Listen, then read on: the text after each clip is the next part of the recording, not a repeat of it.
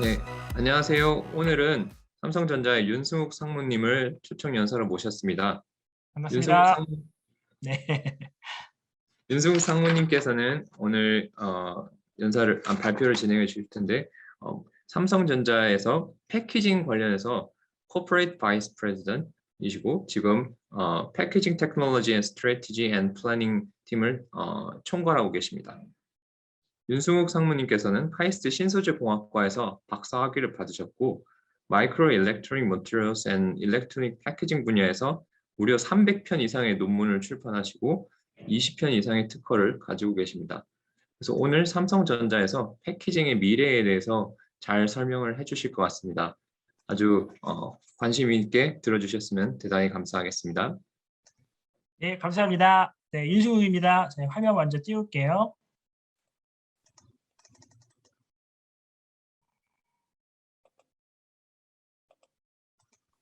잘 보이시나요? 예, 잘 보입니다. 네.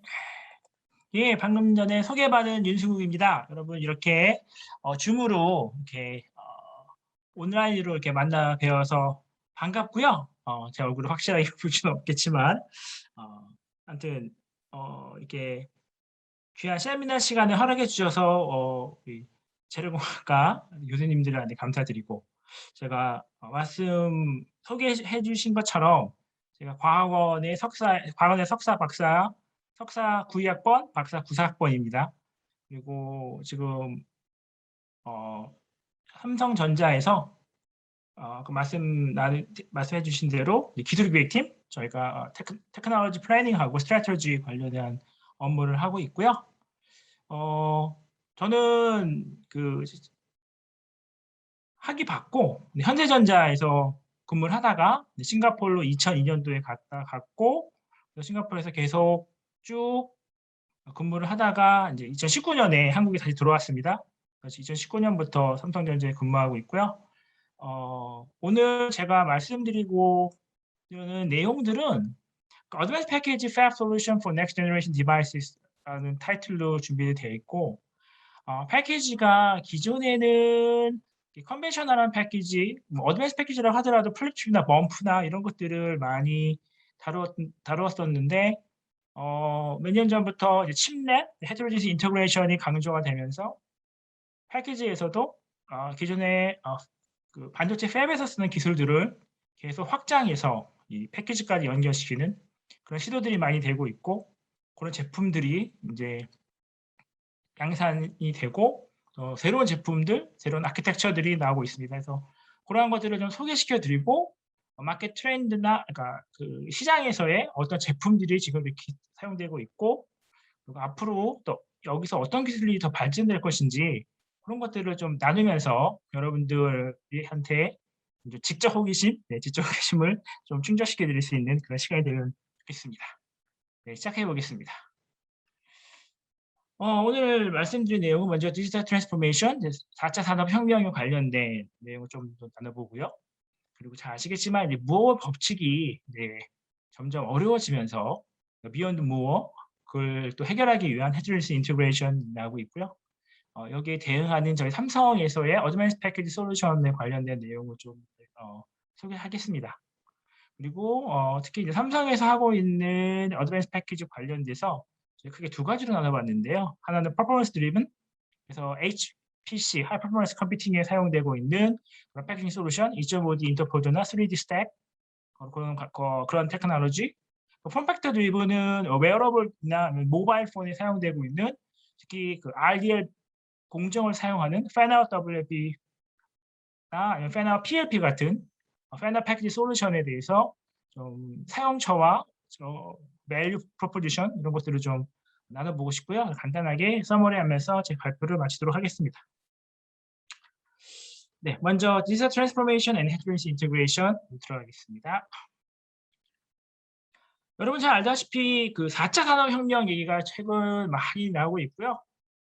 최근이 아니죠. 이제 원래 이 4차 산업혁명이라는 얘기 그 말이 나온 거는 2016년 다보스 포럼에서 시작이 됐고요. 그때부터 사람들은 이러한 새로운 산업혁명의 기류가 그 우리의 삶을 변화시키고 새로운 비즈니스 먹거리가 될 거라고 이제 예측을 하고 거기에 대한 준비들이나 이런 것들을 많이 해왔습니다. 근데 뭐 간단하게 요즘에 여기서 나오고 있는 것 중에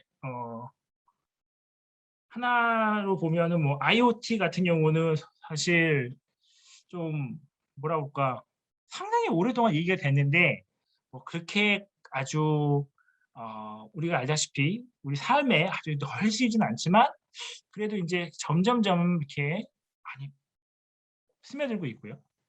모바일 제품 같은 경우는 뭐 여러분들 다 하나씩 갖고 다니시죠? 2개 있으신 분도 있고.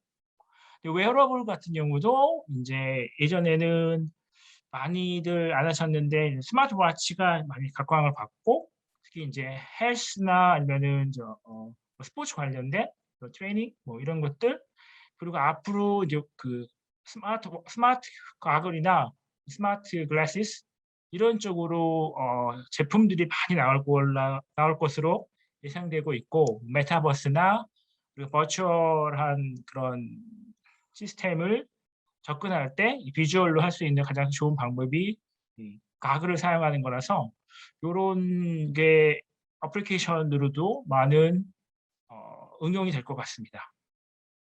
그리고 모바일이나 IoT나 웨어러블이나 이런 것들을 사용하려면은 데이터들을 인제 많이 왔다 갔다 데이터들이 이제 이 사용되어지고 데이터들을 처리해야 되고 그런 것들이 필요하기 때문에 데이터 센터가 필요하고요.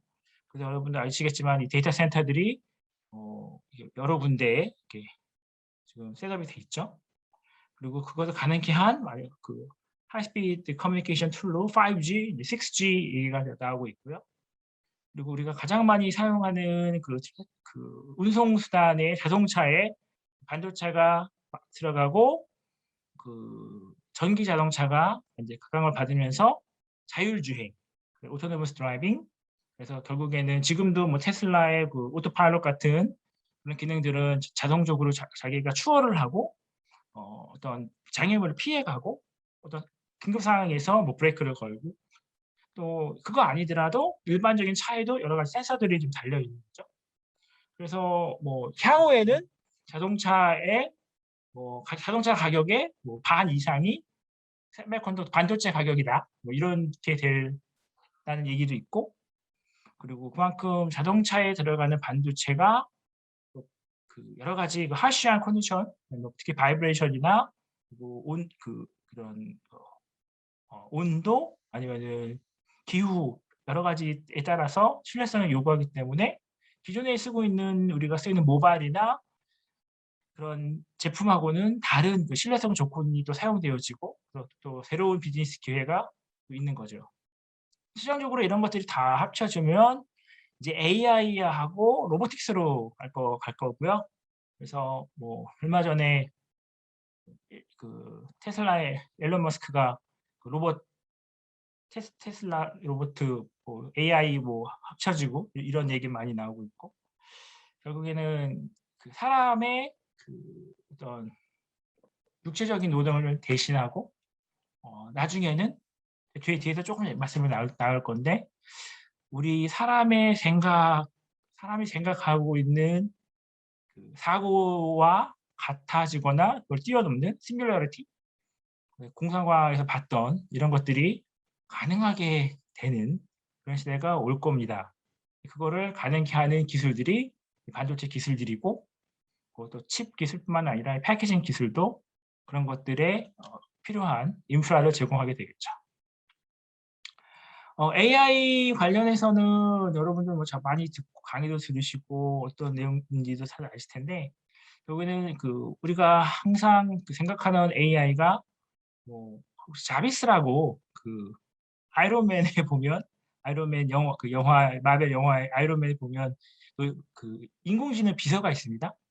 그런 비서의 기능들 이런 것들을 AI가 하는 그때가 곧 올 거고요. 그 전에 이제 지금은 특히 랭귀지 관련돼서 뭐 번역이라든지 아니면 글을 쓴다든지 지금은 어떤 간단한 뭐 스포츠 관련된 뉴스를 작성을 한다든지 이런 것들 그리고 AI를 활용해서 저희가 그 디바이스에 AI가 들어가서 기능들을 더 활성화시키고 그다음에 헬스하고 건강 관련된 그런 기능들을 또 AI가 또 서포팅할 수 있는 거죠. AI가 할 수 있는 영역들이 되게 많고 이런 AI를 가능케 하는 게 이제 그 소프트웨어로 이제 프로그래밍을 하는데요. 요거가 이제 세레브라스라고 여기서 슈퍼컴퓨터에 들어가는 그 CPU나 프로세서 칩을 만드는 회사입니다. 이 핫칩스라는 학회인데요. 핫칩스가 반도체 소자 디바이스의 학회 중에서 그 어플리케이션 위주로 주로 하는 학회죠. 상당히 유명한 학회이고요. 여기서 이번에 세레브라스가 발표를 하면서 세레브라스가 발표를 하면서 뭘 얘기를 했냐면 2018년에서 2020년까지 그 AI의 그런 프로그램을 돌리기 위한 시스템을 봤더니 2년 사이에 모델이 필요한 모델이 1000배가 되고 컴퓨팅 파워가 한 1000배 됐다. 그래서 그 모델을 만들기 위한 소프트웨어를 돌리기 위해서 모델을 만들기 위한 메모리 리ኳ이먼트가 2018년에서 2020년까지 3배가 되었고 또 컴퓨팅 파워도 1000배가 되었고 컴퓨팅 파워도 1000배가 되었다. 2년 사이에. 그리고 지금 나와 있는 게 이제 GPT-3가 현재 뭐라 그러나 이 AI의 그 딥러닝 프로그램 중에서는 가장 어드밴스 됐다고 아직 마이크로소프트보다는 이게 좀 많이 쓰이고 있다고 하는데요. 요거가 오픈 AI라는 AI 랩이라고 AI 연구소인데 이것도 앨런 머스크가 파운더로 있고요. 거기서 GPT-3에서 한 2, 3년 그 후에는 GPT-4라는 게 나온다고 합니다. 아무튼 이런 식으로 GPT-4가 되면 또 여기서 100배 메모리의 용량도 100배가 되고 컴퓨팅 파워도 100배가 뜨는 이와 같이 더 하이 퍼포먼스 된 그런 처리할 수 있는 반도체 CPU나 메모리나 이런 것들을 요구하고요. 프로세서는 점점 빨라지기 때문에 로우 레이턴시가 필요하게 되고 메모리는 하이 밴드위스랑 하이 캐퍼시티가 필요하게 됩니다. 즉 아주 I/O가 많아지게 되는 거고 그다음에 메모리 용량이 커지게 되는 거죠. 그러면 이제 이렇게 디바이스들이 성능이 좋아지게 되면 결국은 열이 많이 나면 기계적인 문제 이런 문제들이 이제 부가적으로 발생하게 되는 거고 그런 것들을 이제 해결하는 게 이제 또 엔지니어들이 해야 하는 일 중에 또 하나가 되겠죠. 근데 이게 GPT-4가 지금 예상되는 거는 100조 개의 파라미터를 가지고 있는데 인간의 뇌가 100조 개의 시냅시스로 이루어져 있다고 합니다. 이 정도가 되면 이게 지금 내처럴 랭귀지 프로세싱에 쓰고 있는 그런 소프트웨어 툴인데 소프트웨어를 개발을 하는 건데 거의 사람하고 동일한 그런 언어? 근데 우리가 아시겠지만 우리가 언어라는 게 대부분 우리 생각을 표현하는 거잖아요. 그래서 거의 인간과 동일한 능력? 예, 그러니까 그 숫자만 가지고는 그런 얘기가 나오고 있습니다. 그래서 싱귤레리티 얘기도 나오고 있고요. 근데 그게 더 빨라질 수도 있고 아니면은 뭐 여기서 더 발전할 수 있겠죠. 지금까지 이렇게 발전을 해왔으니까. 그래서 근데 문제는 이런 그 소프트웨어를 돌리려면은 돈이 많이 들어요. 그래서 작년 기준으로 4.6 밀리언 US 달러의 코스트가 드는데 이거를 이제 100배가 더 커지는 거잖아요. 여기서 그러면 지금 그러니까 작년 기준으로 GPT-4를 예상해 보면 2.6 빌리언, 2.6조 계산을 하는데 2.6조가 된다고 합니다. 지금 환율이 좀 높으니까 한 3조 정도 거의 되겠죠. 근데 이게 한 10년 지나면 가격이 이제 쭉 떨어져서 현재 GPT-3를 돌리는 가격이랑 거의 유사해질 거다. 10년 정도 지나면 그만큼 이제 활용도가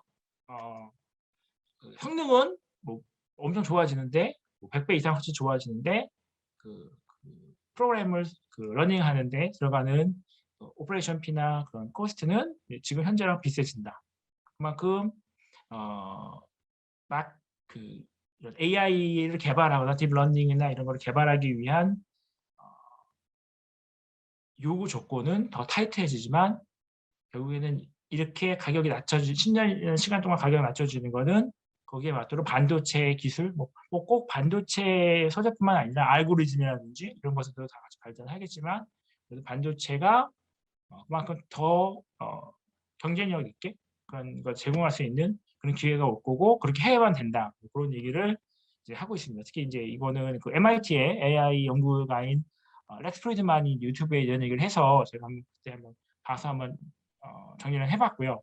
예, 이와 같이 많은 그 AI향 프로그램들이 개발되었고 개발되고 있고 이런 것들을 통해서 이런 것들을 또 돌리기 위한 그 하드웨어적으로 필요한 것이 반도체고 반도체에는 프로세서가 있고 또 메모리가 있고 그것들을 가능케 하는 게 결국 최종적으로는 그 실리콘 노드, 실리콘 테크놀로지하고 그거를 또 패키징하는 패키징 기술이 되겠습니다. 그런 관련해서 좀 더 나눠보도록 하겠습니다. 요거는 이게 지난달인가? 지난달에 삼성전자 종기원 삼성 종합기술원에서 나온 논문이고요. 뉴러모픽에서 3D 인테그레이션 관련 얘기가 있었고, 요거 논문 준비하실 때 저도 공동대는 아니고 제가 저랑 요 패키징 관련해서 좀 오서분하고 얘기를 나눠서 에크날로지먼트에는 제 이름이 들어가 있는데 이게 뭐냐면 아까 뉴로모픽 아시겠지만 사람의 신경, 뇌의 신경을 이제 같은 프로세서를 만들고 그래서 이 연구는 좀 뭔가 좀 하이 레벨이긴 하지만 이런 컨셉추얼이긴 하지만 인간의 뇌를 카피 앤 페이스트 한다. 그러기 위해서 아까도 우리 그 얘기 했죠. 그 시냅시스가 100조 개가 있다고. 그러면 그런 것들을 카피 페이스트 할 때 메모리가 용량도 커야 되고 그런 프로세서 같은 거 처리해야 될 때 어떻게 해야 되냐. 반도체가 그런 거를 이제 해야 되는데 기존에 있는 그 모노리틱한 반도체 가지고는 안 되니까 3D 인티그레이션을 통해서 캐파시티 높이고 밴드위스 높이고 이런 것들이 필요하고 결국에는 3D 인티그레이션 패키징 솔루션이 되게 중요하다. 이런 내용으로 이제 Nature Electronics Perspective에 저번 달에 발표가 됐습니다. 이거는 좀 상당히 좀 패키징하는 사람 입장에서는 좀 고무적이고 아까도 앞에서 언급했던 그 AI향 어플리케이션 이런 거에도 패키징 기술이 많이 중요하게 된다. 그런 메시지를 담고 있어서 제가 좀 소개시켜 드렸고요. 요거는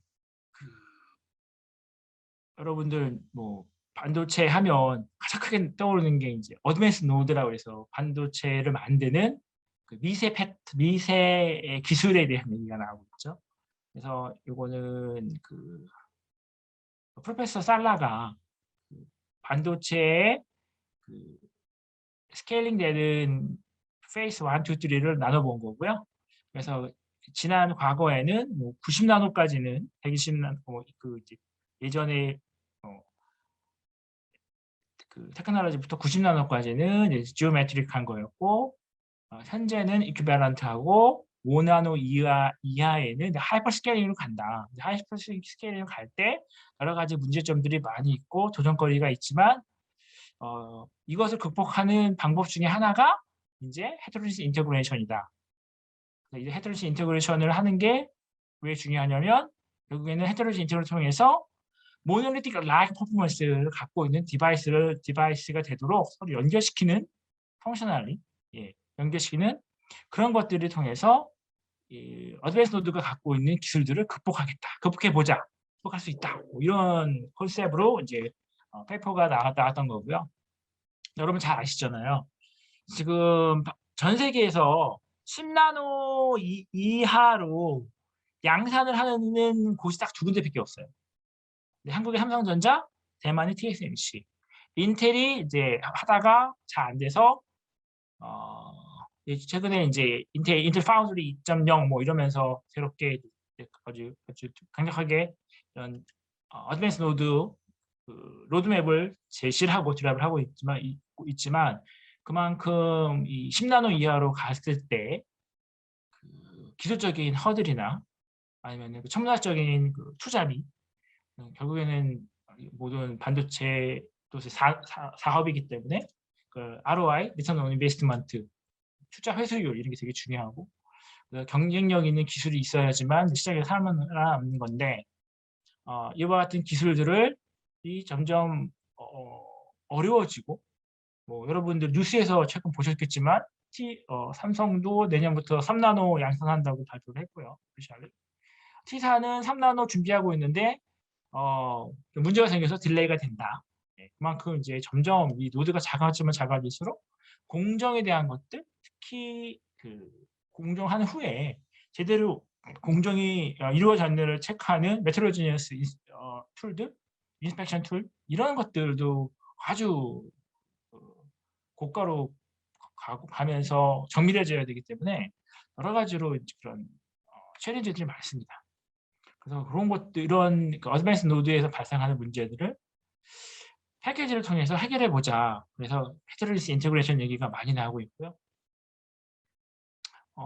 그래서 이 헤테로지니어스 인테그레이션이 뭐냐면, 기존에는 웬만하면 칩 하나에다가 모노리틱에다가 디지털 펑션 1, 2, 아날로그 뭐 다 넣어가지고 하나 딱 만들어서 SoC를 만들면 좋다. 그런 얘기를 했고, 근데 앞에서 본 것처럼 뭐 5나노, 4나노로 이걸 다 만들려고 봤더니 칩이 커지면 가장 큰 문제가 뭐냐면 칩이 커지죠. 그러면은 이제 일드가 문제가 돼요. 양품률이. 그러니까 칩을 작게 만들면 큰 거에 비해서 파티클이 존재할 확률이 떨어지기 때문에 일드가 높아지는 거예요. 그래서 칩을 크게 만들면 일드는 낮아질 수밖에 없습니다. 그래서 이런 칩들을 이렇게 쪼개요. 디지털 1, 디지털 2, 뭐 이런 거는 뭐 5나노를 5나노, 4나노를 쓰더라도 이런 거는 뭐 10나노나 뭐 16나노, 14나노 쓰고, 아날로그는 뭐 0.13, 130나노 테크놀로지를 써서 요거를 패키지에서 딱 연결시켜서 요랑 똑같은 펑션이 나오게 하면, 앞에서 제가 얘기한 것처럼 헤테로지니어스 인테그레이션은 모노리틱 라이크 퍼포먼스가 나오게 되는 거죠. 그게 가능하게만 만들면 경제적으로 이게 훨씬 이득이 있습니다. 왜냐? 앞에서 말씀드린 것처럼 일드가 작은 분리를 하기 때문에, 이 파티셔닝을 하기 때문에 일드가 높아지고, 그리고 그 레가시 노드는 어느 정도 많이 디프레션이 감가가 다 끝나서 가격적인 메리트 있고요. 그 다음에는 이거는 요거 다 설계를 해가지고 딱 나오는 건데, 요 블락을 요거를 세 가지를 블락화해서 기존에 있는 거를 가져다가 쓸 수도 있거든요. 여기 다 다른 게 필요하면 요것만 바꿔주고, 이런 식으로 팁 디자인에 좀 자율성이 많고요. 그래서 sharing common I/O function block 해가지고 뭐 레고 블록 하는 것처럼 이렇게 끼워 맞추는, 그렇게 돼서 전체 R&D TAT가 낮아요. 토탈 턴어라운드 타임, 이제 반도체를 개발하는 전체 개발 시간이 짧아지게 되면 코스트가 다 감소하는 거죠. 그리고 헤테로지니어스 인테그레이션은 뭐 무엇으로와 똑같이 반도체의 경제성을 고려해서 나온 아이디어고요. 거기에 이제 기술적으로 여러 가지들이 이제 첨가가 되고, 특히 이제 패키징 기술이 거기에 이제 가장 큰 핵심이 되는 것입니다. I/O density를 해서 이렇게 결국에는 온칩 커넥션에서 오프칩 인터커넥션으로 갔을 때 가장 크게 문제가 되는 것들이 D2D 인터페이스, 나이2다이 인터페이스, 여기 들어간 IP 이런 것들을 처음부터 잘 고려해서 해야 되는 거고, 칩넷을 할 때는 D2D IP가 상당히 중요하고요. D2D를 어떻게 인터커넥션을 할 건지, 거기에 필요한 배선의 뭐 라인 위스의 스페이스가 얼마가 되고, 뭐 아이온 몇 개가 필요하고, 이런 것들을 이제 처음 설계로부터 잘 고려하고 그 특성을 맞춰서 모노리틱 라이크 퍼포먼스가 나오도록 만들어야 되는 거죠. 그래서 그런 기술들이 이제 사이드 바이 사이드로 놓으면은 SIP라고 얘기를 하실 거예요. 시스템 인 패키지. 실리콘 인터포즈를 쓰거나 3D로 올라가게 되면 2.5D나 3D, 다이투 웨이퍼 같은 그런 좀 뒤에 말씀을 나누겠지만, 솔더를 사용하지 않고 어떤 중간에 어떤 물질이 없이 카파하고 카파를 이렇게 직접 붙이는 이렇게 그런 방식, 이런 것들이 연구되고 있고, 제품으로 이제 곧 나오고 이제 합니다. 그만큼 이제 기존에 있던 그 IO 덴시티에서 점점점 피치도 패드 피치도 뭐 지금 양산하고 있는 것들이 한 30 마이크론 정도 되는데 이런 것들이 2.5D, 3D로 가면서 더 줄고 최종적으로 다이트 웨이퍼 같은 것으로 가게 되면 뭐 4 마이크로 피치, 패드 피치가 막 되게 미세한 피치를 가지고 많은 IO들이 연결되는 그런 기술들이 가능한 거죠. 이 내용들을 가지고 좀 디테일하게 뒤에서 살펴보도록 하겠습니다. 그만큼 이 반도체의 그 밸류를 높이기 위해서 다양한 패키지 기술을 가지고 기존에 없던 그 기능들이나 성능들을 보강하고 밸류업할 수 있는 것들이 패키징의 의 어떤 새로운 역할이 된다고 할 수 있습니다. 기존에는 패키징이라는 게 인터커넥션하게 인터커넥션을 연결해서 정규적인 연결만 하고 기계적으로 환경으로 보호하고 뭐 이런 역할만 했었는데 이제는 디바이스의 밸류를 높여주는 그런 아주 중요한 역할들을 하고 있는 거죠. 그래서 반도체 얘기할 때 실리콘 테크놀로지뿐만 아니라 패키징 얘기도 항상 나오고 많은 사람들이 관심을 가지기 시작한 이유가 거기서부터 시작이 된 것입니다. 요거는 한번 다시 한번 정리해봤는데요. SiP 같이 PCB 위에 칩이 2개 그냥 얻는 거, 또 실리콘 인터포저 같이 위에 칩이 올라가서 더 미세한 패턴. 왜냐면 실리콘 인터포저는 실리콘 팹 프로세스 보통 요즘에 뭐 65나노나 95나노, 뭐 40나노 공정 이용해서 만들기 때문에 라인 위생 스페이스가 1마이크로 이하로 더 작게 만들 수가 있어요. 그리고 멀티레이어도 가능해요. 그래서 미세한 패턴을 서로 연결시킬 때는 실리콘 인터포저를 주로 쓰고요. 2.5D는 AI나 HPC, 네트워크 그래픽스 등에 이제 실제 사용되고 있고요. 3D는 인터포저를 썼을 때 인터커넥션 길이가 길어지는 거를 버티컬로 바꿔서 더 좋은 정기적 특성을 가져오는 장점이 있습니다. 하지만 이게 가까워지면서 열 문제에 대한 또 이슈도 있고요. 그리고 보통 현재는 TSV로 연결되어 있는 아래 칩과 윗칩을 솔더를 이용한 마이크로 범프 20 마이크로까지는 솔더가 사용되어질 수 있고요. 그 이하로 아까 말씀드린 뭐 4 마이크로 범프 피치, 패드 피치로 가게 되면 범프가 없는 카파하고 카파를 바로 붙이는 그런 기술들이 사용되어집니다. 네. 저희 삼성전자에서 하고 있는 어드밴스 패키지를 뒤에 자세하게 얘기할 텐데 청사진 저희가 하고 있는 것들을 좀 과거로부터 쭉 보면 저희는 이제 3D를 먼저 시작을 했습니다. 3D TSV 베이스로 시작을 하고 2.5D를 이제 이어서 연결을 하고 팬아웃 패키지 뉴스에도 많이 나왔지만 패널 레벨 팬아웃 패키지 그리고 최근에는 웨이퍼 레벨 팬아웃 패키지를 개발을 하고 있고요. 그 2.5D, 3D를 다 합쳐서 3.5D라고 하는데 좀 더 융복화된 패키지도 개발하고 있습니다. 그래서 저희가 그 3D만 개발한 거는 한 7, 8년 이상 된 기술을 가지고 있어서 특히 메모리 베이스의 3D TSV 이용한 메모리 제품들을 오랫동안 양산을 해와서요.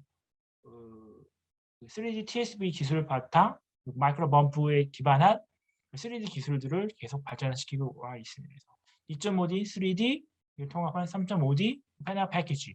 이거 저희가 갖고 있는 기본적인 어드밴스 패키지의 아키텍처 그룹이 되겠고요. 거기에 이제 실리콘 인터포저나 RDA 인터포저, 칩온 웨이퍼, 갭리스, 아까 말씀드렸던 카파 하이브리드 본딩, 와우 본딩 이런 것들 이런 것들이 이제 저희가 갖고 있는 제품의 포트폴리오를 기술의 포트폴리오가 되겠습니다. 크게 보시면 아까 그 3D vertical integration, 2.5D는 horizontal integration, fan-out package는 form factor driven을 모바일이나 웨어러블 이게 조금 더 발전을 해서 하면 이제 네트워크나 이런 제품이나 에도 사용이 가능합니다. 네, 패키징을 하게 되면 단순히 어셈블리하는 그런 기술뿐만 아니라 설계도 되게 중요하고요. 그다음에 거기에 characterization 분석하고 physically fair analysis 하거나 material을 디벨롭 하거나 그다음에 모델링. 왜냐면은 모든 DOE를 다 해볼 수가 없어요. 제조가 또 최근 들어서는 뭐 기존보다는 더 많은 여러 종류의 제품 머티리얼들이 사용되어 있기 때문에 그런 것들을 모델링을 해서 예측을 하고 그 특성들을 먼저 평가해서 가장 좋은 캔디데이트를 찾아내고 그것을 가지고 이제 어셈블을 하고 그렇게 해서 전체적으로는 개발 시간을 줄이고 경쟁력 있는 제품들을 만들어내야 돼서 저희는 그 캐릭터라이제이션하고 모델링, 특히 이제 SIPI, 시그널 인테그리티, 파워 인테그리티, 서머 메케니컬 최근 들어서는 하이 퍼포먼스 컴퓨팅에 많은 관심들이 있기 때문에 이 모델링이 되게 중요하게 됐습니다. 특히 서머 쪽, 서머 쪽 보통 AI 뒤에서 말씀을 드리겠지만 AI향 프로세서들이 현재 나오고 있는 것들이 한 500W 정도 되거든요. 그리고 1000W 이게 나오고 그 이상 되는 것도 나와요. 그래서 리퀴드 쿨링, 리퀴드 쿨링도 다이렉트가 있고 인다이렉트가 있고 이머전 쿨링 이런 시스템 보니까 그 시스템 전체를 뭐 이렇게 리퀴드에 담그는 뭐 이런 쿨링 솔루션들도 실제 사용되고 있는 정도로 이 서멀 문제가 아주 하이퍼포먼스 컴퓨팅에서는 중요한 역할을 차지하고 있습니다. 최근 들어서는 뭐 메모리에서도 이런 서멀 문제들이 많이 나올 만큼 더 높은 퍼포먼스를 원하기 때문에 파워가 더 많이 들어가고 파워가 많이 들어가니까 결국에는 서멀 문제가 생길 수밖에 없는 거죠. 네, 아무튼 패키지 디자인, 어셈블리, 캐릭터라이제이션, 모델링 이런 것들을 다 해서 이제 제대로 된 패키지 디벨로먼트가 되는 거죠. 그래서 저희는 삼성은 저희가 반도체 한 지가 30년이 넘어서 그 30년 동안의 그 노하우, 와이어 본딩부터 시작해 플립치까지 뭐 그런 컨벤셔널 패키지의 노하우와 어드밴스 패키지에 대한 그 새로운 경험과 그 경험을 바탕으로 패키지 쪽에서는 아주 숙달되고 그런 경험을 많이 가지고 있습니다. 네, 그 다음에 패키지 밸류, 특히 이제 아까 말씀드린 퍼포먼스 드리븐, HPC, 하이 퍼포먼스 컴퓨팅 패키징에 대해서 한번 말씀드려볼게요. 요거는 저희 삼성이 갖고 있는 포트폴리오입니다. 그래서 3D 관련 X큐브라고 이름을 줬고요. 실리콘 인터포저 사용하는 2.5D 패키지는 iCube라고 줬고요. H큐브는 하이브리드라고 해서 서브스트레이트를 최근에 그 뉴스 지상에서 많이 보시면 기판이 부족해서 뭐 기판 업체들 기판이 부족하다, 뭐 기판이 없어서 좀 난리다 해서 뭐 기판 업체들이 확장을 한다, 막 이런 얘기가 나오는데 거기 들어가는 업체 기판들이 대부분 그 ABF라고 고사양 제품에 들어가는 기판들입니다. 기존의 메모리나 뭐 이런 일반적인 플립칩 CSP나 BGA 들어가는 것들은 그렇게 쇼테지는 아닌데 이게 갑자기 5G, 그래픽스 네트워크, AI에 많은 반도체들이 사용되다 보니까 이제 쇼테지가 나기 시작한 거고요. 보통 여기 들어가는 기판들은 뭐 85 x 85 스퀘어 밀리미터 이상 되는 큰 사이즈, 뭐 100 x 100 이상 되는 것도 있고 그런 기술들이 있고 보시다시피 이제 iCube 2.5D에서 X큐브 3D로 이렇게 쭉 연결되는 게 큰 흐름으로 볼 수 있습니다. 예. 먼저 2.5D iCube 먼저 소개시켜 드리면 그 실리콘 인터포저 위에 이렇게 HBM들이 올라갑니다. HBM은 하이 밴드위스 메모리라고 해서 기존의 그런 메모리에 비해서 밴드위스가 엄청 높습니다. 보통 지금 스탠다드 HBM 나와 있는 것들 1024인데요. 보통 다른 것들은 IO 수가 한 32개, 많아야 32개, 16개, 16개 이런 데고 1024개고 파워도 많이 쓰는 대신에 아주 고성능의 메모리들이 올라가 있고요. 그래서 이 HBM 숫자에 따라서 저희가 제품이 이제 그만큼 커지게 되는 거죠. 보시면 여기도 이제 HBM이 8개가 올라가는 거고요. 이런 식으로. 그리고 패키지 사이즈가 기본적으로 이제 이런 HBM을 얹기 위해서 인터포저 사이즈가 커지고, 인터포저 사이즈가 커지면 당연히 패키지 사이즈가 커지겠죠. 네. 그리고 이제 거기 들어가는 이 에이징은 당연히 이 높은 밴드위스를 사용하기 위해 준비된 그런 로직들이니까 사이즈도 엄청 커지게 되는 거예요. 네. 그리고 뭐 어플리케이션은 뭐 HPC나 AI, GPU, 뭐 AI향 주로 가고요. 최근 트렌드는 이 패키지 사이즈가 커지고, 그 다음에 인터포저 사이즈도 같이 커지면서 HBM도 많이 쓴다. 다음에 동영상이 있습니다. 한번 보시죠.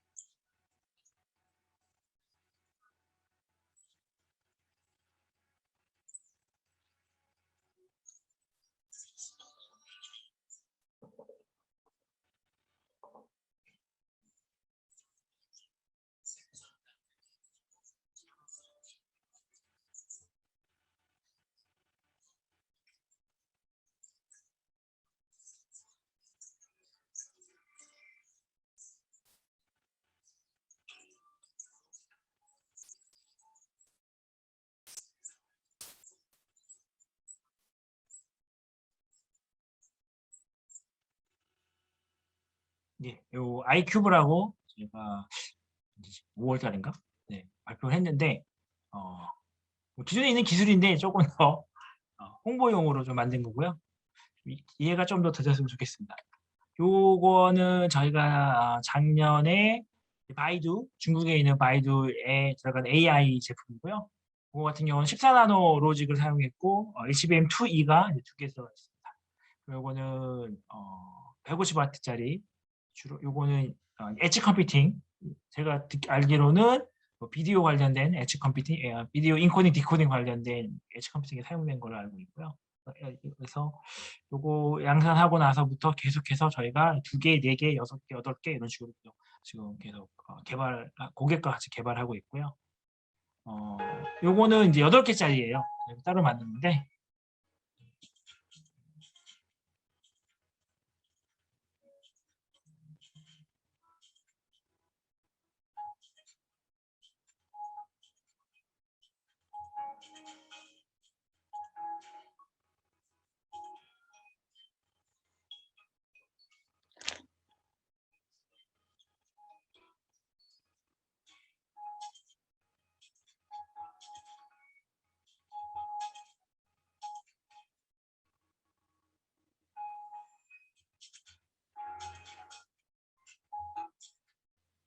네, 요건 8개짜리고 제가 샘플은 작년에 나왔고요.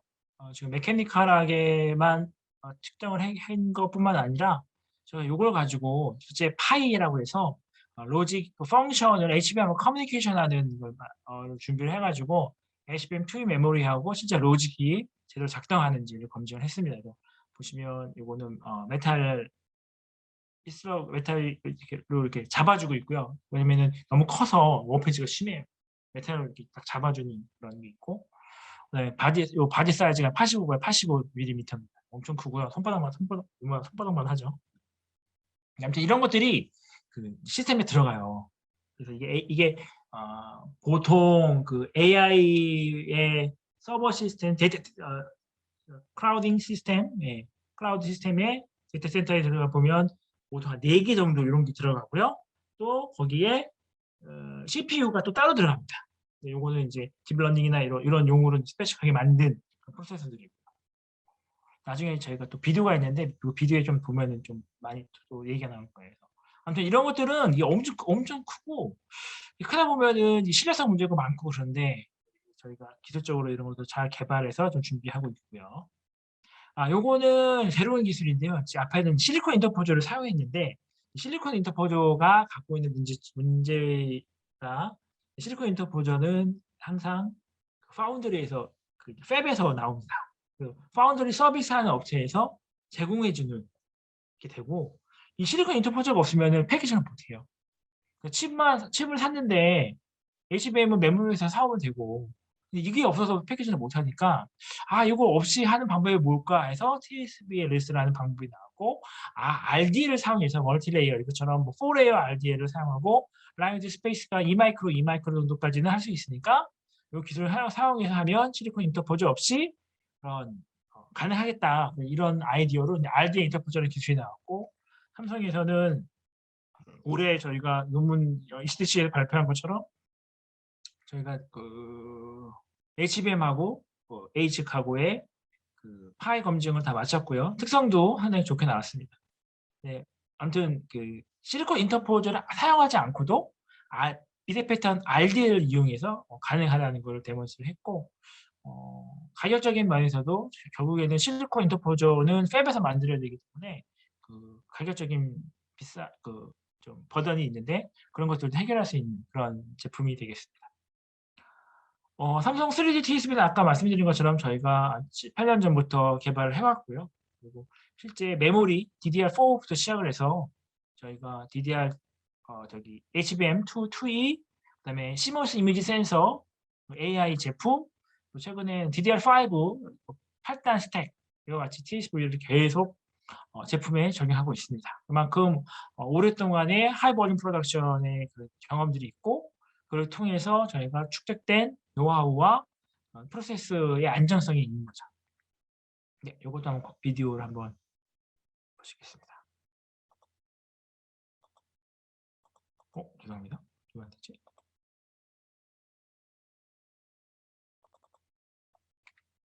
죄송합니다. 이게 왜 안 되나?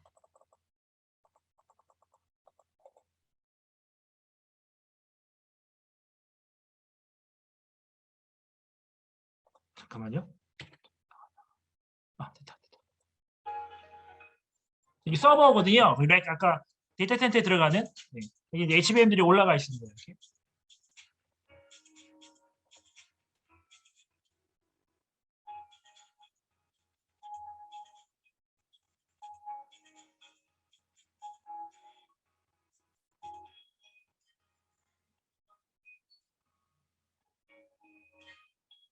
이건 기존에 이제 8단 8개를 쌓는 건데요.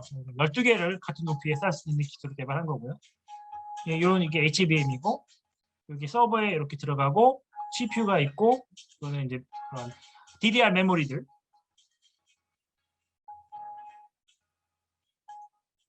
네.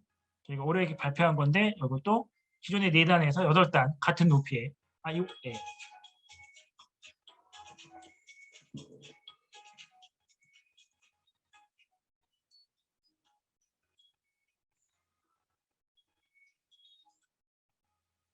네.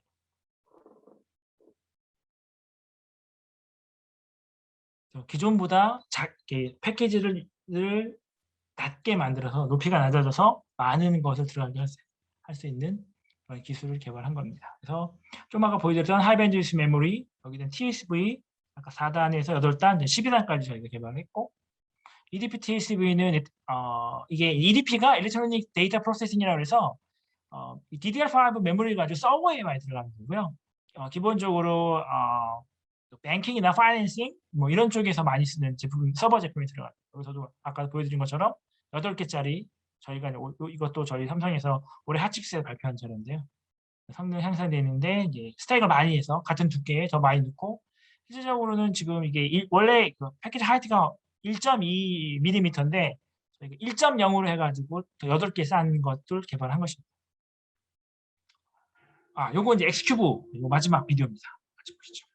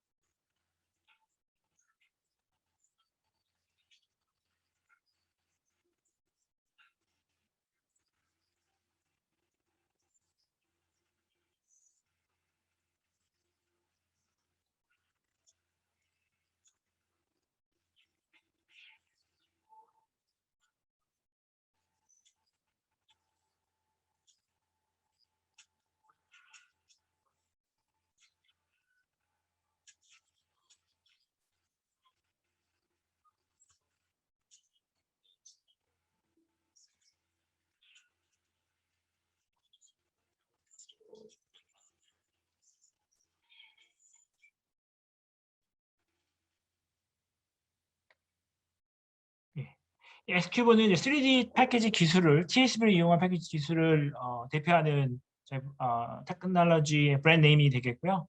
이 3D 패키지가 갖고 있는 밸류는 하이 파워 에피션시, 그다음에 스몰 풋프린트, 3D로 싸니까. 그래서 기본적으로는 SRAM을 주로 메모리를 위로 올리거나 아니면 로직을 할 수도 있고요. 같이 하는데 저희가 첫 번째 어프로치하는 방식은 이제 마이크로 범프를 이용해서 연결시키는, 저희가 HBM 메모리에 사용했던 방법 똑같습니다. 근데 이게 더 발전해서 더 파인 피치로 가게 되면 카파 하이브리드 본딩으로 가게 되는 거죠. 그래서 카파 하이브리드 본딩은 마이크로 범프에 비해서 솔더를 사용하기 때문에 기존에 그 피치에 한계가 있습니다. 하지만 이 솔더가 없어지고 카파하고 카파랑 옥사이드, 실리콘 옥사이드하고 실리콘 옥사이드를 붙이기 때문에 보통 이제 하이브리드 본딩이라고 불리고요. 이걸 통해서 전기적 특성이나 이런 피지컬하게도 특성이 좋아지는 게 되겠죠. 그리고 피치도 현재 로드맵상으로는 4마이크로까지도 가능한 것으로 이렇게 개발을 하고 있습니다. 솔직히 이 카파 하이브리드 본딩, 아까 말씀드린 것처럼 카파하고 카파가 붙고 옥사이드하고 옥사이드끼리 붙는, 기본적으로 옥사이드는 아주 파인 폴리싱을 해서 프레스 서페이스에 붙이면 상온에서 붙어요. 그 다음에 온도를 올려주면 카파가 이제 열팽창으로 증가하면서 카파 디퓨전 본딩이 되는 겁니다. 이게 이제 카파 하이브리드 본딩이 원리가 되겠고요. 요거는 집트로닉스라는 회사가 원천 테크를 갖고 있어요. 그래서 와우 본딩으로 해서 지금 시모스 밀센서 만드는데 삼성뿐만 아니라 뭐 소니, 뭐 다른 업체들도 다 똑같이 라이센스 받아서 개발을 하고 있고요. 근데 아무튼 이거를 다이 투 웨이퍼로 하는 건 좀 달라요. 웨이퍼 투 웨이퍼 본딩은 애큐러시, 포지션 애큐러시가 좀 쉬운데 다이 투 웨이퍼를 하게 되면 다이를 잘라서 붙이는 거거든요. 와이어 본딩의 가장 큰 문제는 일드가 높으면 되는데 90%를 웨이퍼를 붙이면 99, 81, 80% 줄잖아요. 그만큼 로스가 생기는 건데 그래서 그 굿다이만 골라서 서로 이렇게 3D로 붙이면 이제 되는 건데 이게 붙일 때 여러 가지 문제가 있습니다. 최근 뭐 패키징 학회에 가서 얘기를 하다 보면 거의 대부분 다이투베이퍼 얘기밖에 안 해요. 그래서 그만큼 이제 핫한 토픽이고 카파 패드의 서페이스 컨트롤, 파티클 클리니스, 그다음에 패드 알로케이션, 얼라이먼트 알로케이션, 보닝 템퍼러처, 저 중요한 건 붙이고 나서 이게 제대로 붙었는지를 또 인스펙션 해야 되는 것들, 그다음에 이거 가지고 어셈블리 해야 되는 거, 그리고 다 연결되어 있는데 하여튼 이게 아직까지는 정확하게 다 클리어되지 않았지만 그 제품이 나온다는 여러분도 보셨겠지만 대만에서 SYC라는 기술을 개발했고 이게 그게 이제 카본 하이브리드 본질이 되겠습니다. 가장 핫한 기술 한 2, 3년 안에는 가장 핫한 기술이 될 거고 요거는 패키징에서 더 팹으로도 많이 간 거예요. 이건 파티클도 엄청 타이트하게 컨트롤 해야 되고요. 네. 패키징하는 사람하고 팹하는 사람이 같이 하고 있습니다. 네. 그 다음에는 이제 웨어러블 쪽에 가는 모바일 쪽에 가는 건데요.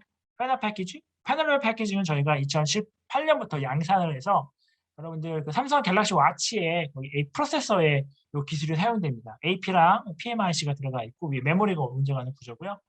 그리고 최근에 올해 나온 게 이제 갤럭시 와치 4에 들어가는 W920이라는 5나노 제품에 처음 적용한 한 AP가 있고요. 그리고 기술도 패널 패키지. 이거는 삼성만이 갖고 있는 독자 기술이 되겠습니다. 패널이라는 게 이제 큰 동그란 웨이퍼 가지고요. 네모는 패널 이용해서 그 많은 수의 그 패키징을 할 수 있는 웨이퍼 패키징 기술이 있고요. 요거는 말씀드린 것처럼 이미 3년 전부터 이제 양산을 하고 있는 그런 양산 기술이 되겠고, 저희가 또 하고 있는 거는 그 웨이퍼 패키징. 또 전에는 팬아웃이긴 하지만 이 패널을 이용해서 큰 대면적으로 있었는데 그러다 보니까 미세 패턴에서 좀 단점이 있습니다. 미세 패턴을 이용하기 위해서는 앞으로 우리가 지금 2마이크로까지 인터널 콜을 했는데 1마이크로 개발 중에 있거든요. 그거 위해서는 이와 같은 웨이퍼 레벨도 해야 되고 지금 이와 같은 AP 어플리케이션 프로세서 모바일에 들어가는 프로세서의 검증이 끝나서 저희가 지금 개발 중에 있습니다. 네. 서머리인데요. 시간이 너무 많이 지나서 예, 간단하게 아까 말씀드린 것처럼 그 4차 산업혁명이 이제 가까이 왔고 거기에 가장 중요한 역할을 하고 있는 것이 실리콘 테크놀로지 반도체고 반도체의 근간이 되는 건 실리콘 테크놀로지 그리고 그 실리콘 테크놀로지가 갖고 있는 한계점을 극복하기 위해서 헤테로니스 인테그레이션이 필요하고 패키징 기술이 중요하다. 삼성이 2.5D, 3D, 팬업 패키징 같은 어드밴스 패키징 기술을 잘 준비하고 있고 그 기술을 이용해서 우리가 그 반도체 기술들을 반도체 제품의 가치를 높이는 일에 열심히 하고 있다. 이런 내용으로 서머리를 정리했습니다. 여기까지 이렇게 해서 제 발표를 마치도록 하고요. 남은 시간 동안 질문을 한번 받아볼까요? 네. 네, 좋은 발표 감사드립니다. 학생분들 질문이 많을 것 같은데 채팅창이나 아니면 직접 말씀해 주셔도 되겠습니다.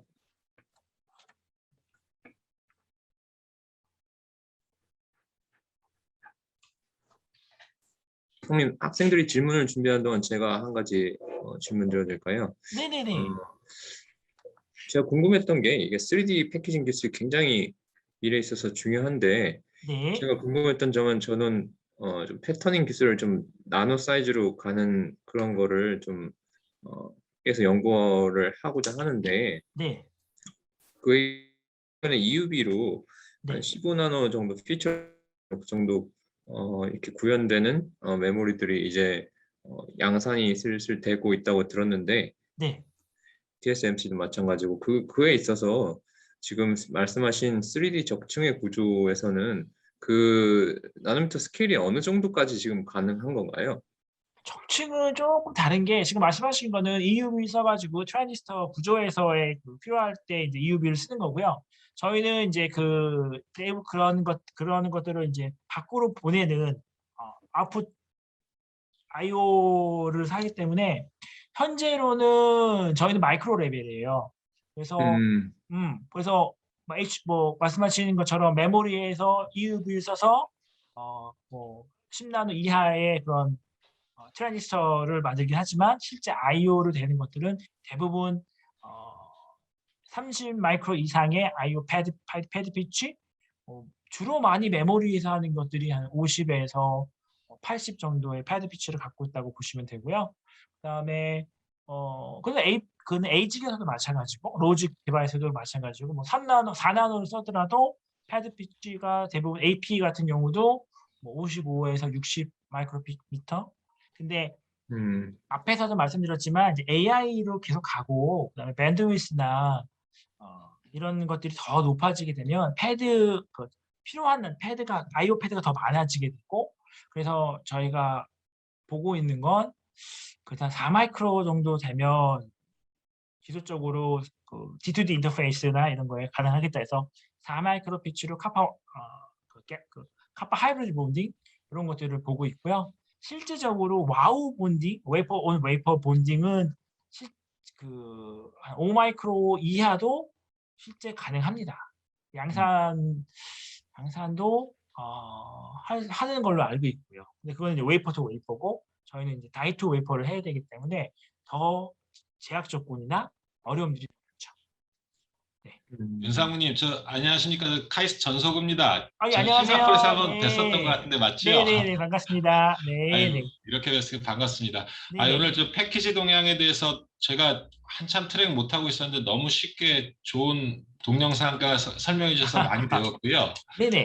예, 근데 제가 그 RDL 보니까 저는 그냥 TSV나 지금까지 그 패키징 할 때 칩 투 칩 할 때는 이 뚫은 놈만 있으면 되는 줄 알았는데 네네. 보니까 이제 옛날에 칩 윗단에 있던 이 회로들이 막 이렇게 3차원으로 연결되는 그런 것들이 또 일부 지금 지금 TSV 대신 쓰고 있는 RDL 쪽에서는 보니까 이게 거의 거기도 회로 같은 게 들어간다고 이해하면 되는 건가요, 지금?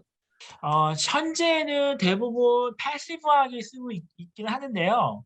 액티브하게 그 안에 IVR이라든지 다른 펑션들을 넣어서 그 정기적 색상을 좋게 하려는 시도들을 많이 하고 있어요. 그래서 2.5D 실리콘 인터포저도 현재로는 패시브하게 그냥 인터커넥션만 되고 있는데 그 안에 실제 액티브 펑션이나 아니면은 다른 기능들을 넣어서 액티브 인터포저를 하려는 시도들은 계속 하고 있습니다. 그렇군요. 그런 것들이 반도체적으로 그러니까 주어진 볼륨이나 그 크기 안에서 그 특성들을 더 좋게 만드는 그 노력들을 계속 하고 있는 거죠. 그렇죠. 그럼 액티브라는 것도 들어가지만 실제로 그냥 그 서킷 감점에서 하면은 연결만 하면 된다고 생각했는데 사실은 어떤 그럼 그 안에서 뭐 기역자로 꺾인다든가 디귿자로 꺾인다든가 이런 것들이 필요한 부분이 있나요, 지금? 많죠. 이게 보통 그게 뭐지? 실리콘 인터포저 같은 경우는 뭐 3레이어, 4레이어, 뭐 5레이어 정도로 디자인을 하거든요. 이 미세 패턴이 라이즈 스페이스가 실리콘 인터포저 같은 경우는 1마이크로 이하로 미세 패턴인데도 그렇게 많은 레이어를 필요하는 거는 파워 그라운드하고 뭐 쉴딩 왜냐면은 이게 그 밴드위스 메모리도 많이 쓰고 밴드위스도 높고 그다음에 스피드나 옵티마이제이션이 되게 필요하기 때문에 설계적인 측면에서도 멀티레이어가 필요합니다. 이미 4레이어까지 쓰고 있군요. 네네. 감사합니다. 네. 네, 학생들 다른 질문이나 아니면 테크니컬한 내용 아니더라도 편하게 질문 주시면 되겠습니다.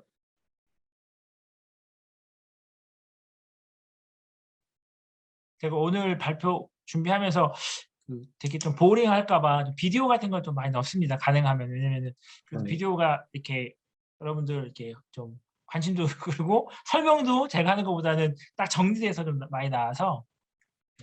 네, 비디오가 있어서 너무 재밌게 잘 들었었습니다. 예, 유튜브에 있는 것도 있고요.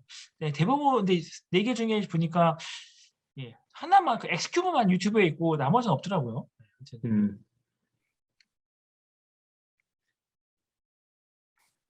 너무 토픽을 너무 쉽게 잘 커버해 주셔서 질문이 나오지 않나 봅니다. 예, 그러면 질문 없으면 오늘 멋진 강연 해주신 윤승욱 상무님께 큰 박수 드리며 감사의 말씀을 다시 한번 드리겠습니다. 예, 감사합니다. 네, 수고하셨습니다. 윤 교수님 수고하셨어요. 네, 수고하셨습니다. 고맙습니다.